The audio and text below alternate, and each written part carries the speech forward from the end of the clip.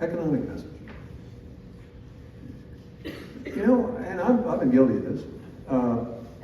Come in and we talk about the need for jobs. We need better paying jobs, high quality jobs, we need manufacturing jobs. We've never, ever had a conversation about why it is that we are a no growth state. And I'm here today to tell you that I think one of the reasons we are is because we haven't taken full and complete advantage of the one amazing resource we have in Iowa. The one advantage that we have over virtually any place in the world, which is the extraordinarily productive soil. You know, we don't call it dirt here.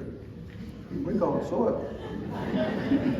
I had to be careful as Secretary of Agriculture. I'd go around, somebody would say, look at this soil, Mr. Secretary, and I go, Not really soil, it's dirt. 2019, Secretary Perdue was asked the question of why it is that we've lost so many small and mid-sized farming operations. Well, he said, in America, it's pretty simple. You gotta get bigger, you gotta get out. In 1981, Secretary Bob Berglund was leaving the Carter administration and he wrote a report called Time to Choose. And he was expressing concern about the decisions that were made in the 1970s to transition from a supply management system of farming that basically stabilized prices to a system that basically said, fence row to fence row. We're going to let the market decide the cost. And when we did that, we said to farmers, grow as much as you possibly can. And they've done that. They've done an extraordinary job. I'm telling you, we are very fortunate in this world because we are a food secure nation and our farmers are extraordinary. But they're growing a commodity. And by the very nature of a commodity, there's very, very little profit, even in the best of times. So this notion of getting bigger, get out, he actually was right when he said that. Because you have to have a lot of commodity before you can eke out that profit. So consider this. If you take the top 10% of our farms, it's 180,000 farms. Top 10%. In the best year in farm income ever, 2022, they got 85% of the income, which meant that 1.6 million farms, many of them in Iowa, got 15%. Now those top 10% are folks that sell more than $350,000 in sales a year. They're pretty big operations and they do an amazing job. And I got no complaint with those folks. Absolutely no complaint at all. And we as a party have oftentimes sort of suggested that we're not comfortable with those folks. We shouldn't be. They're feeding the world. They're doing a hell of a job. What we should be doing is talking about the other 90%. And asking ourselves why in the best year ever, nearly 50% of farmers didn't make any money at all, they lost money. And why it's okay for 88% of farm families to work two jobs, the farm and an off-farm job to keep the farm.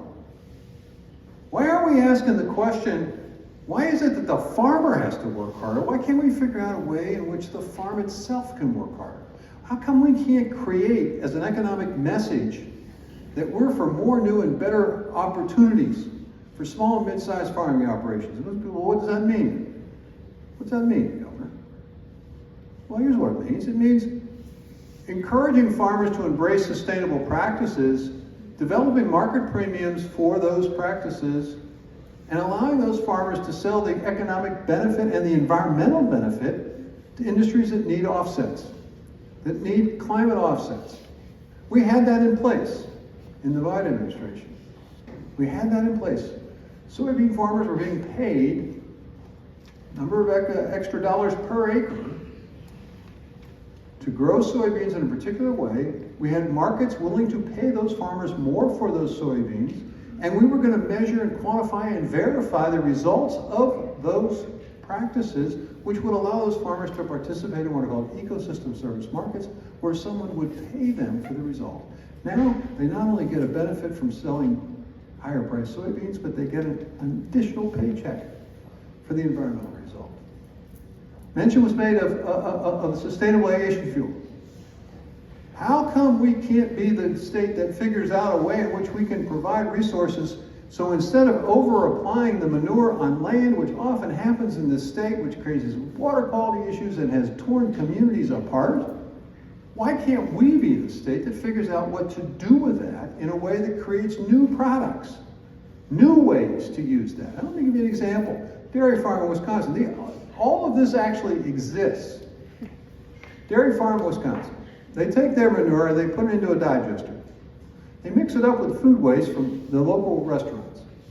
They produce methane from that system, and they sell the methane to an entity that's making renewable natural gas, a key component, by the way, to sustainable aviation fuel. That's income source number one, in addition to the milk that they're selling. They take what's left out of that process and they use it for bedding for the cows, so they don't incur expense for that. That's savings number one. After the bedding's been used up by the cows, they take it, they put it through another process, and they extract from it two different types of fertilizers that are organic, one nitrogen-based, one phosphorus-based. They can use it on their own land, or they can sell it to their neighbors, or both. That's reduced expense number 2 and 3, and new income source number 2 and 3.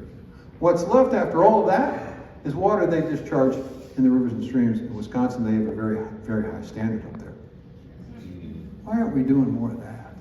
Why are we talking about that? Why are we saying, hey, why can't we figure out our economic development strategies that make that kind of future possible?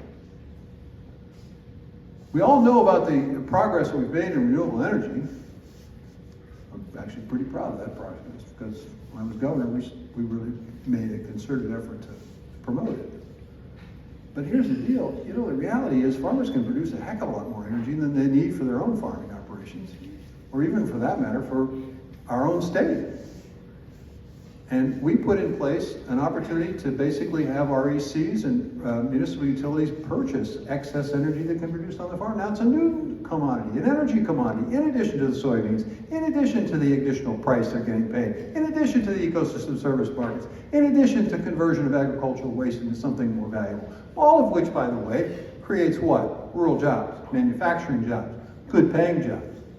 All of which allows the profit generated from our agriculture to stay close to home, as opposed to what happens now. It gets put on a truck or a barge, and the wealth and the opportunity is created someplace else. And why can't we figure out a way in which we can be more supportive of local and regional food systems? The opportunity for farmers to sell directly to Hy-Vee, sell directly to a school, directly to the university, directly to prisons, directly to any institutional purchaser of food. We created a local purchasing agreement opportunity. It gave the Secretary of Agriculture of this state the ability to work to purchase food for food banks and for schools from local producers. It creates a market for that small and mid-sized operator. Why is that important? Why is that a big deal? Because I mentioned the 20 cents of every food dollar. That's in the normal course. But in a local and regional food system, it's 50 to 75 cents of the food dollar. It's a better deal for the farmer. Why can't we be for that? Why can't we take that to voters? Why can't we take that to town hall meetings? Why can't we take that to an effort to try to persuade folks in small towns? Because here's what has happened. We haven't had this conversation. We haven't asked these questions. We haven't done this analysis. We haven't made the case. The other side's made a very valid case in the absence of us making this case, which is we'll give you less tax and less regulation. And in the face of nothing to oppose to that, of course I'm going to buy into that notion. But if we can say, we have a plan to make it so that your kids and your grandkids can stay on the farm, we have the opportunity to make sure that those kids get to go to the rural school that you went to, that you have such fondness for, so that it doesn't have to merge or close down. That we think that if there are enough folks who are living, working, and raising their families in these small towns, that there may be a few small businesses that can be owned by their friends and neighbors, and not necessarily a box store where the profits from it go someplace else. And you know what? If you grow that economy, if you grow that little town, maybe it can support that hospital and that doctor. And maybe we wouldn't lose as much prime farmland as we have. We've lost, since Bob Berglund made that comment and issued that report, 536,000 farms in this country. Now that is every farmer today in North Dakota and South Dakota, in Minnesota and Wisconsin, in Illinois and Iowa, in Nebraska and Colorado, in Oklahoma, Missouri, and a few in Indiana. Every single one of those gone, in theory. That's what 536,000 farm families means. We've lost 151 million acres of land that wasn't farming, it's not in farming today. That is the landmass of Florida, Georgia, South Carolina, North Carolina, Maryland, and a part of Virginia. We okay with that? Are we okay with that?